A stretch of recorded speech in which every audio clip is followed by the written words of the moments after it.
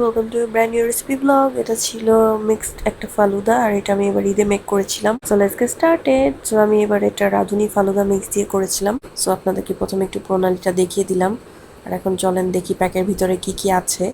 So প্রথমেই আছে একটা ফালুদা মিক্স, মানে এখানে ছিল সাবুদানা, নুডলস, চিনি অ্যান্ড কিছু ড্রাই ফ্রুটস, আর সাথে দুইটা জেলাটিনের প্যাকেট ছিল 2 কালারের।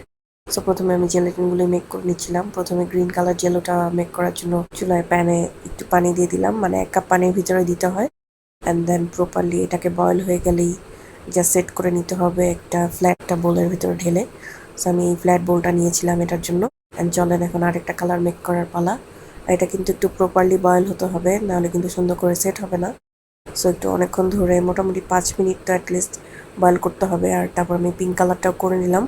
আর এখন আমাদের মেইন ডেজার্ট যেটা ফালুদাটা মেক করার পালা। সো প্রথমে আমি এখানে 1 লিটারের মতো দুধ দিয়ে দিলাম। দুধগুলো আমার ফ্রোজেন ছিল, দ্যাটস এরকম হয়ে আছে। সো সমস্যা নেই, যেহেতু এটাকে বয়েল করবোই আমি। সো দুধগুলি মোটামুটি মেল্ট হয়ে একটু জাস্ট বলক হওয়ার জন্য ওয়েট করছিলাম, বিকজ এটা মোটামুটি ভালোই সময় লাগবে আমাদের মেক করতে। সো এটা মোটামুটি বয়েল হয়ে যাওয়ার পর আমার যে ফালুদা মিক্সটা ছিল সেটা দিয়ে দিলাম। আর থ্যাঙ্কফুলি আমার এক্সট্রা কোনো চিনি টিনি অ্যাড করতে হয়নি সেরকম একটা। জাস্ট হালকা একটু অ্যাড করেছিলাম, মনে হচ্ছিল একটু মিষ্টি কম। বাট সব কিছুই মোটামুটি দেওয়া ছিল, দেখলাম কিছু ড্রাই ফ্রুটসও দেওয়া ছিল। বাট আমি এটাকে ঘন করার জন্য আর একটু দুধ, গুঁড়া দুধ যেটা, সেটা অ্যাড করলাম। এটা একটু বেশি ঠিক করার জন্য, আর এটা একটু বেশি মজা হয়েছিল এটার জন্য।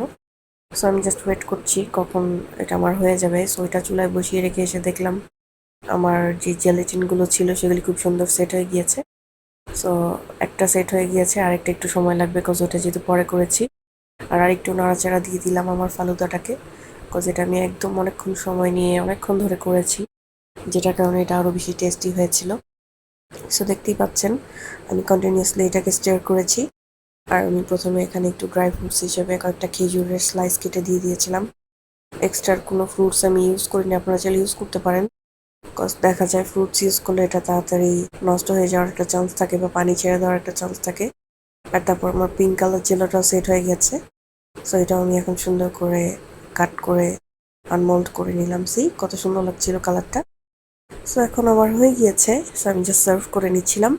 সো সুন্দর করে বেড়ে নেওয়ার পর আমি এখানে প্রথমে একটু ফালুদা যে কালার হয় সেই কালারটা করা ট্রাই করেছি, দ্যাটস একটু রুয়াবজা ইউজ করেছিলাম। সো আপনারা চাইলে না ইউজ করতে পারেন বা অন্য কিছু ইউজ করতে পারেন। আর তারপর আমি কিছু এক্সট্রা ড্রাই ফ্রুটস কেটে রেখেছিলাম, নাটস কেটে রেখেছিলাম, সেগুলো দিয়ে দিলাম উপরে। তারপর দিয়ে দিচ্ছি কয়েকটা খেজুরের স্লাইস, যেটা দেখতে অনেক বেশি সুন্দর লাগছিল আর খেতেও মজা লেগেছে। সো তারপর দিয়ে দিব একটু একটু করে জেলো। সো প্রথমেই ড্রাই আইটেমগুলো দিয়ে দিলাম। আর সাথে জাস্ট ফ্রুটস হিসেবে আমি কয়েকটা আনার ট্রাই করেছি উপর দিয়ে, যেহেতু আনারটা খুব সুন্দর থাকে আর দেখতেও ভালো লাগে।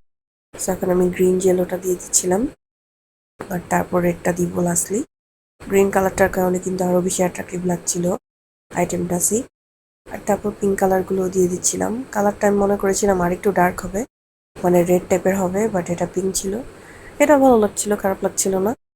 সো আপনারা জানাবেন আপনাদের কোন কালারটা বেশি পছন্দ। আমার কাছে গ্রিনটা বেশি ভালো লেগেছে। আর খুব ইজিলি কিন্তু হয়ে গেল আমাদের এই বাসায় ফালুদা মিক্স দিয়ে রেডি করা ফালুদা। আর সবাই অনেক বেশি পছন্দ করেছে। So that was it for today. Thanks for watching. Allah হাফেজ।